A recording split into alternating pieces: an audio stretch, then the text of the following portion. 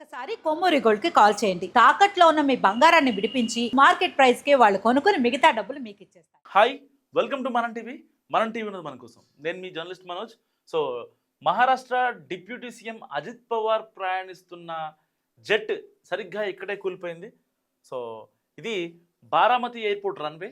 So సరిగ్గా బారామతి బాంబేలో 8 గంటల 2 నిమిషాలకు బయలుదేరిన ఫ్లైట్ సరిగ్గా 8 గంటల 45 నిమిషాల 56 సెకండ్ల వద్ద ఇక్కడే కూలిపోయింది. సరిగ్గా రన్వే మీద దిగుతుండగా క్రాష్ ల్యాండ్ అయింది. సో వెంటనే పెద్ద ఎక్స్ప్లోషన్. దానికి సంబంధించిన ఒక సీసీటీవీ ఫుటేజ్ కూడా మనకు అందుబాటులో ఉంది. సో సరిగ్గా మీరు అబ్జర్వ్ చేయండి. టైం 8 గంటల 45 నిమిషాల 55 సెకండ్ల వద్ద రన్ అవుతుంది. సరిగ్గా ఎక్స్ప్లోషన్ జరుగుతుంది. ఎక్స్ప్లోషన్ మీరు గమనించండి. ఇది. సో మీకు ఫ్లైట్ని చూపించే ప్రయత్నం చేస్తా ఒక్కసారి. ఇదిగోండి ఫ్లైట్ వస్తుంది చూడండి. ఫ్లైట్ వచ్చిన 1 సెకండ్కే ఎలా పడిందో అంత పెద్ద ఎక్స్ప్లోజన్. సో దీనికి సంబంధించి ఇంకొక వీడియో కూడా వైరల్ అవుతుంది. ఏదైతే డిప్యూటీ సీఎం అజిత్ పవార్ గారు ఆయన షెడ్యూల్ ఉందని తెలిసిన తర్వాత బాంబే ఎయిర్పోర్ట్కి రావడం. సో ఆయన ఇంటి నుంచి బాంబే ఎయిర్పోర్ట్కి వచ్చిన తర్వాత ఫ్లైట్ టేక్ ఆఫ్ అయిన దగ్గర నుంచి ఈ రెడ్ మార్క్లో కనిపిస్తుంది కదా, ఇదే ఫ్లైట్ అనమాట. లియర్ జెట్ 45 సిరీస్ సంబంధించింది. వీటీ ఎస్ఎస్కే సిరీస్ సంబంధించిన ఈ ఫ్లైటే కూలిపోయింది. సో ఎయిర్పోర్ట్లో బయలుదేరింది. బారామతి ఎయిర్పోర్ట్కి, డొమెస్టిక్ ఎయిర్పోర్ట్కి వస్తుండగా దాదాపుగా ఇక్కడ ఎవరైతే ఈ పైలట్లు ఉంటారో ఈ బారామతి ఎయిర్పోర్ట్లో ఆ పైలట్లు శిక్షణ నేర్చుకుంటారు కదా, దానికోసం ఈ బారామతిని ఎక్కువగా యూజ్ చేస్తూ ఉంటారు. ఇదిగోండి. So flight moving visual and దాన్ని కోఆర్డినేట్స్తో సహా దీనికి సంబంధించి డీజీసీఏ రిలీజ్ చేసింది. సో సరిగ్గా బారామతికి ఆ రన్వే మీద ల్యాండ్ అవ్వకముందే ఒక్కసారిగా ప్లేన్ క్రాష్. దాంట్లో టెక్నికల్ ఇష్యూనా లేదంటే పైలట్ తప్పిదమా, దానికి సంబంధించిన బ్లాక్ బాక్స్ను కూడా ఈ డీజీసీ అధికారులు స్వాధీనం చేస్తున్నారు. చూడండి. తన దిశను మార్చుకుంటూ బారామతి ఎయిర్పోర్ట్ వైపు వస్తుంది. ఏదైతే క్రాష్ అయిపోయిన విమానం. అంటే ఒక ఎయిర్పోర్ట్ చుట్టూ ఒక ఫుల్ ఆసిలేషన్ చేసి దాని తర్వాత ఆ ఫ్లైట్ ల్యాండ్ అవ్వాలి. ల్యాండ్ అయ్యి బారామతి ఎయిర్పోర్ట్లో అక్కడ వాళ్ళు డిప్యూటీ సీఎం కానీ ఇంకా మిగతా ఆఫీషియల్స్ వాళ్ళందరూ దిగిన తర్వాత కూడా ఈ యొక్క లైవ్ లొకేషన్ అలాగే ఉంటుంది అనమాట. కానీ డిసప్పేర్ అయిపోయింది. గమనించారా?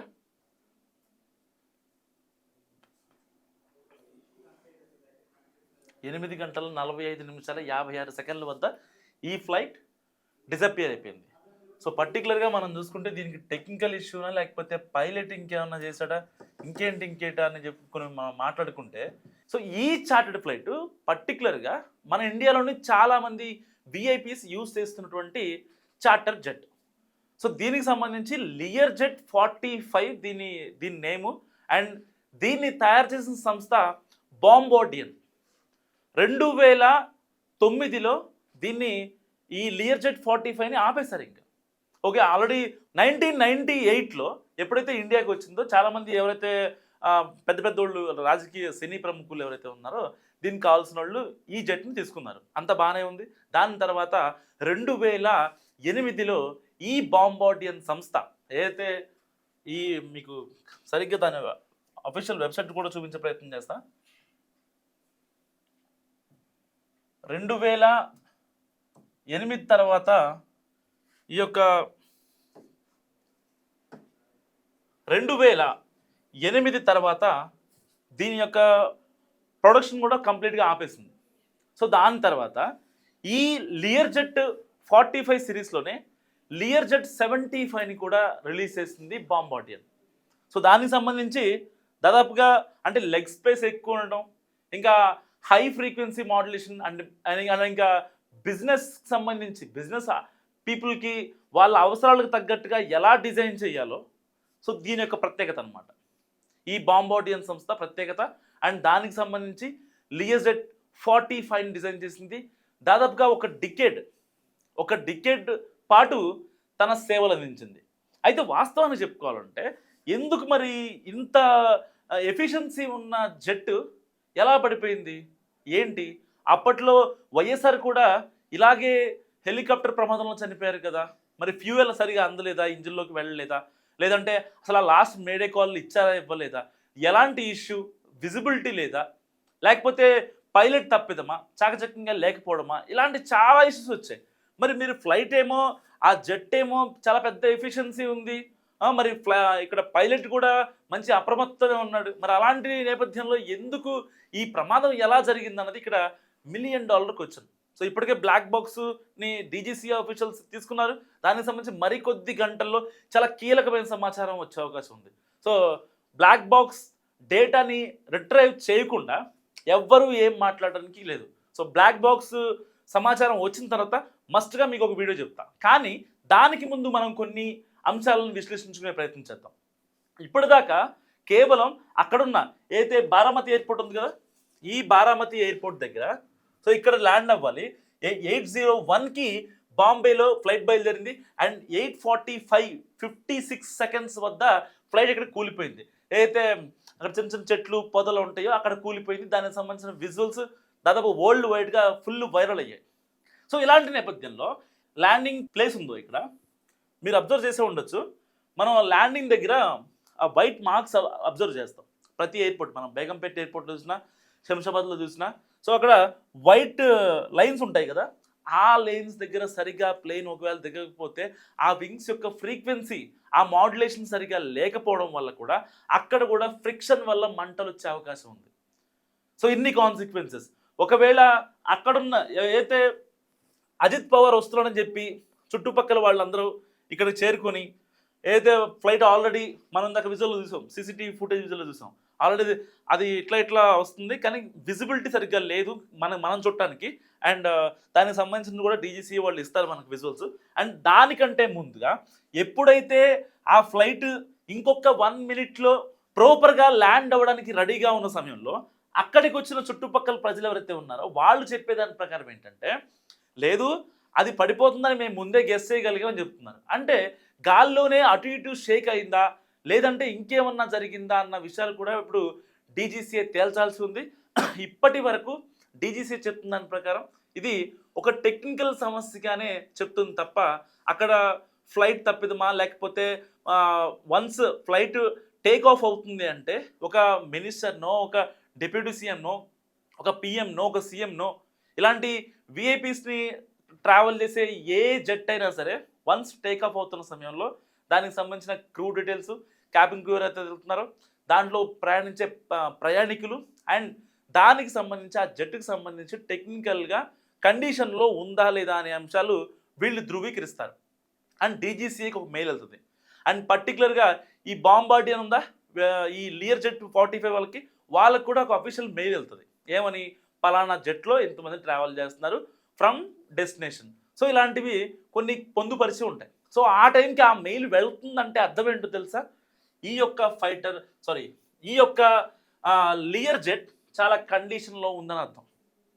అలాంటివి సెక్యూరిటీ చెక్స్ ఇంకా టెక్నికల్గా ఎలాంటి ఇష్యూస్ లేని ఫ్లైట్లు మాత్రమే ఎయిర్పోర్ట్ నుంచి any domestic or any international airports నుంచి టేక్ ఆఫ్ అవ్వడానికి రెడీ అవుతాయి. సో రెడీ అయిన కొద్ది నిమిషాలు అంటే 20 నిమిషాల్లోనే ఫ్లైట్ ఎంత అతలాకుతలం అయిపోయి ఇక్కడ ఇక ఆ విజువల్ నేను పెద్దగా చూపించలేను. ఎందుకంటే నిజంగా అజిత్ పవార్ లేరన్న మాట నాకే చాలా బాధాకరంగా ఉంది. ఎందుకంటే మహారాష్ట్ర రాజకీయాల్లో చాలా కీలకమైనటువంటి నేత ఆయన. అలాంటి వ్యక్తి ఇవాళ లేడు అన్న విషయాన్ని చాలామంది జీర్ణించుకోలేకపోతున్నారు. అండ్ పర్టికులర్గా ఇక్కడే ఎందుకు కూలిపోయింది అని కూడా కొంతమంది మాట్లాడే ప్రయత్నం చేస్తున్నారు. ఒకవేళ అక్కడ గనక జరగకుండా ఉంటే ఇంకా వేరే చోట జరుగుంటే ఇంకా ప్రాణ నష్టం ఎక్కువగా జరిగేదేమో నాకు తెలుసు. ఎందుకంటే ఆ బారామతి చుట్టుపక్కలన్నీ గ్రామాలే. సరే అంటే దేవుడు అలా నిర్ణయించాడు, అక్కడ జరగాలని నిర్ణయించాడు. అండ్ ఇవాళ ఎవరైతే అఫీషియల్స్ ఉన్నారో యాక్చువల్గా ఆ అఫీషియల్స్ కూడా అజిత్ పవార్తో పాటు వచ్చేవాళ్ళు కారట. వాళ్ళు బై రోడ్ రావాలట. యాక్చువల్గా మేము బై రోడ్ వస్తామండి, మీరు వెళ్ళిపోండి అంటే సరే మీ ఇష్టం అండి అని చెప్పారట అజిత్ పవార్ గారు.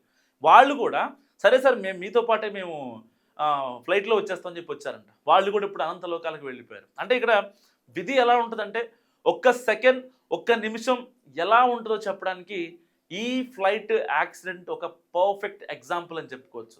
సో అంత ప్రజాదరణ నేత చనిపోవడంతో చాలామంది పెద్ద ఎత్తున తమ దిగ్భ్రాంతిని వ్యక్తం చేస్తున్న పరిస్థితి. సో ఏదేమైనప్పటికీ ఇంత మంచి ఎఫిషియన్సీ ఉన్న ఫ్లైట్ అండ్ ఆ పైలట్ కూడా అంటే ఒక డిప్యూటీ సీఎం స్థాయి వ్యక్తికి పైలట్ని యాక్సెప్ట్ చేసేటప్పుడు కూడా ఓకే అంటే నార్మల్ పర్సన్ ఎవరైనా ఎక్స్ట్రీమ్ పర్సన్నే అసైన్ చేస్తారు 80%, దాంట్లో ఎలాంటి డోకా లేదు. కానీ అలాంటి వ్యక్తుల్ని వాళ్ళకి అసైన్ చేసినప్పటికీ అండ్ ఇంత ఎఫిషియన్సీ ఉన్న ఫ్లైట్, ఎందుకంటే దాదాపుగా కానీ ఇంత ఎఫిషియన్సీ మనం మాట్లాడుకుంటున్నాం. ఈ ఫ్లైట్ గురించి యాక్చువల్గా ఒక్కటే రీమార్క్ ఉంది.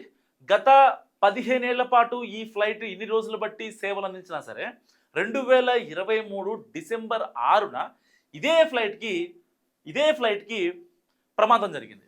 సరిగ్గా వైజాగ్ నుంచి బాంబే ఛత్రపతి శివాజీ ఇంటర్నేషనల్ ఎయిర్పోర్ట్కి వెళ్తున్న క్రమంలో దాదాపుగా 6గురుతో వెళ్తున్న ఈ విమానం అక్కడికి వెళ్ళిన తర్వాత క్రాస్ ల్యాండింగ్ అయింది.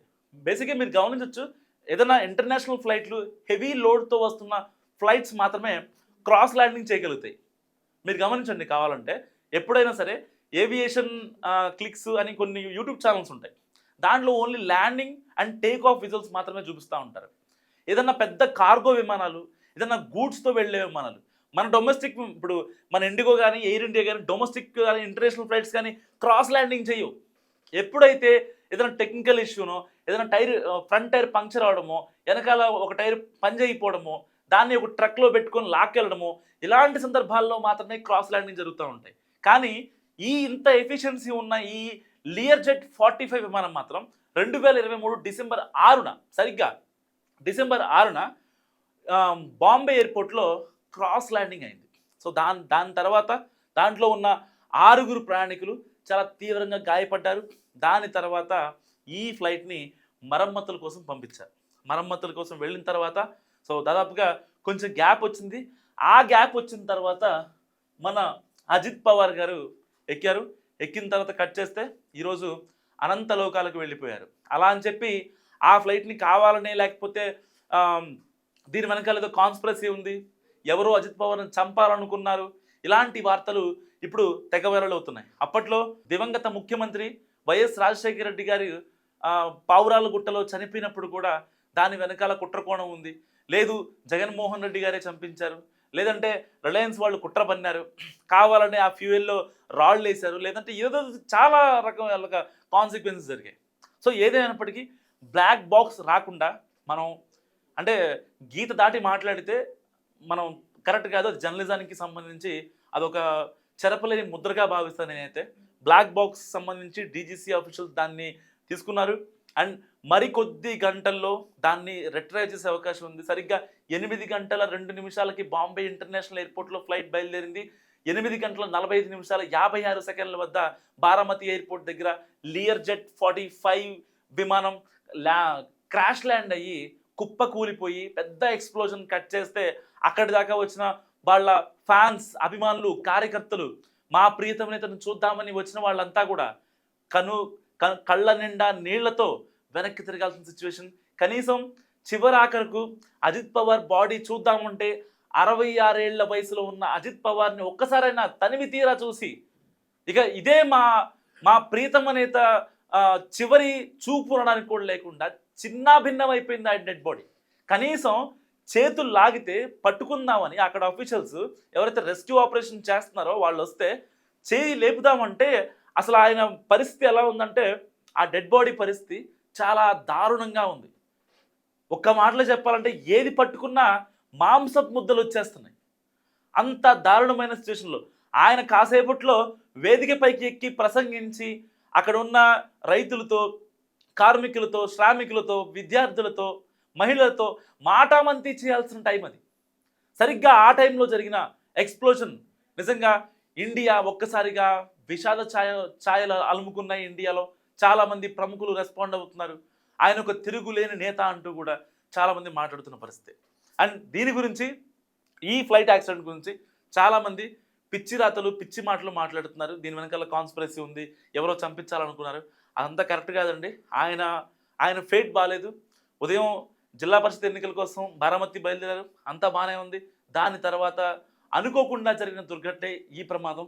ప్రమాదాలు చెప్పిరావు. ఒకవేళ నిజంగా చెప్పి ప్రమాదం జరిగి ఉంటే ఆయనే వెళ్ళేవాళ్ళు కాదు కదా, ఆయన పక్కన పైలట్లు వెళ్ళేవారు కాదు కదా, ఆయనతో పాటు అఫీషియల్స్ వెళ్ళేవాళ్ళు కాదు కదా. సో ఏదైనా సరే దీన్ని అనవసరంగా ఆయన పోయిన బాధ వాళ్ళ ఫ్యామిలీ ఎంత అనుభవిస్తుందో మనం అది అర్థం చేసుకొని ఇలాంటివి సెన్సిటివ్ ఇష్యూస్ని ఇలాంటి ఎంక్వైరీ సంస్థలు ఏదైతే ఫైనల్గా రిపోర్ట్ ఇచ్చేంత వరకు మనం పిచ్చిగా మాట్లాడడం అనేది కరెక్ట్ కాదు. సో నా అనాలిసిస్ గురించి మీరు ఏమనుకుంటారో మస్ట్ కామెంట్ చేయండి. చూస్తూనే ఉండండి మనం టీవీ.